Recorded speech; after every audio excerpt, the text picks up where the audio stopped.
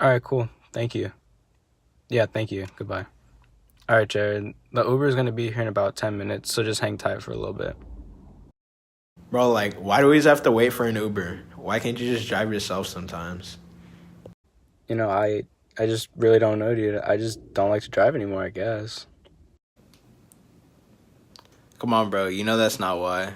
Like, why do you not actually want to drive? All right, look, come on. It's a sensitive topic. I just really don't want to talk about it. Dang, my fault, bro. Like, I really didn't know it was that serious.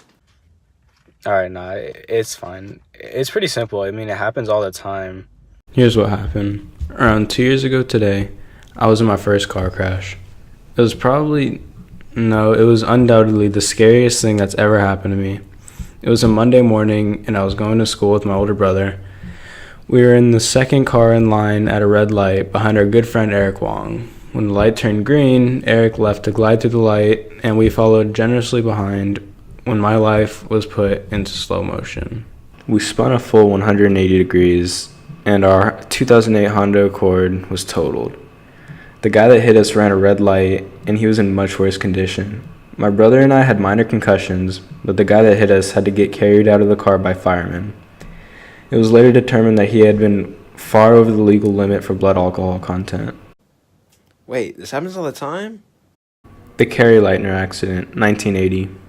13-year-old softball player with a promising future had her journey cut short.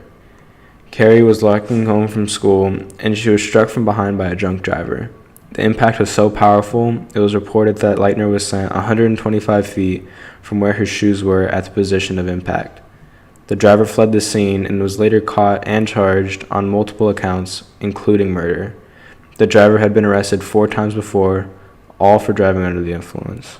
The Carlton bus collision, 1988, the worst automotive accident in history. A school trip gone wrong. A bus full of 67 people was struck by a drunk driver operating a pickup truck, driving on the wrong side of the road. The original impact was not the main cause of the fatalities on the bus. It was the smoke and fire that resulted. The seats were made of highly flammable materials, and the windows weren't a simple push and open like today's. They were far more complicated. The impact slashed the fuel tank, starting a violent blaze. Seats quickly caught the spinning fire, and the whole bus was outlined by fire, trapping the majority of its passengers inside. Of the 67 on the bus, 27 died, 24 of which were children, and 3 were chaperones.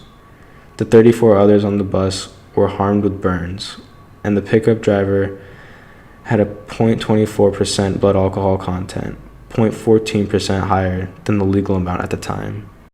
Taconic State Parkway crash, 2009, the worst in Westchester County history. 8 dead as a result of a minivan driving in the wrong direction on the highway for nearly 2 miles. There were 3 cars involved and 8 deaths that came with the crash. The accident killed her 5-year-old son, her 2-year-old daughter, and her 5, 7, and 8-year-old nieces. 3 other people were also injured in the crash. The driver had a blood alcohol content of 0.19%, and medical examiners stated that there were 6 grams of alcohol that hadn't even reached her bloodstream yet. There are around 6 million car accidents a year. 40% of all accidents are from alcohol, the most of any category.